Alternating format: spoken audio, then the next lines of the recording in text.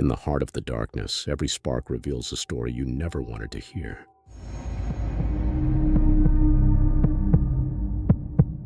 It was nearing midnight, and Lily wiped the counter of the diner for what felt like the 100th time that evening.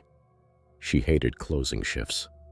The flickering neon sign outside, the hum of the old refrigerator, and the way the windows reflected the empty diner like a distorted mirror. Only one customer remained.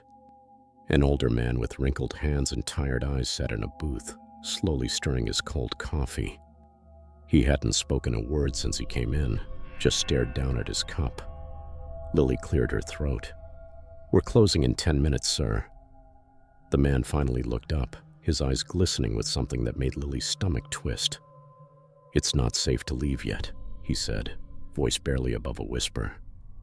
Lily forced a smile. "I promise I'll be fine." The man shook his head. "They always come at midnight." Her heart skipped a beat.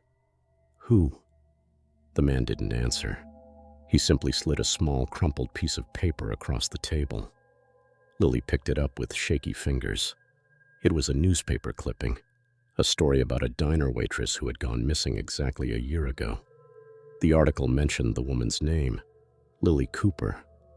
Her hands started to tremble. That's my name," she whispered, looking back at the man.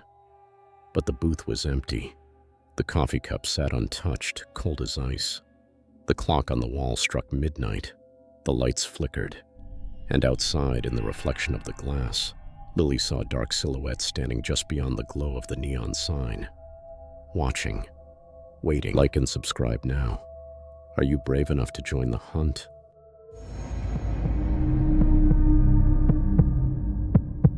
Ben had worked at the diner for years, and he'd seen his fair share of weird customers.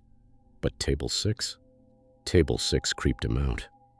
It started with a man who always sat there, same time, same seat, every Saturday night. He wore a black hoodie, kept his head down, and never spoke more than a few words. He ordered a burger and fries, but only ever picked at the food. One night, Ben finally decided to chat with him. "Hey man, you come here a lot. Are you okay?" The man slowly lifted his head. His face was gaunt, eyes hollow and dark. "I like to be here," he said.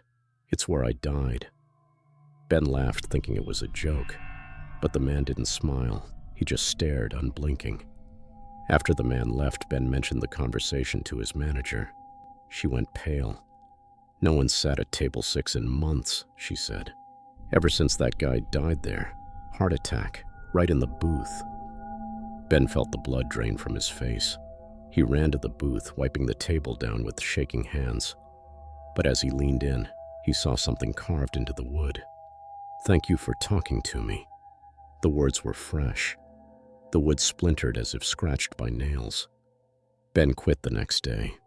But Table 6 still sits empty, except sometimes when staff catch a glimpse of a shadowy figure sitting there late at night.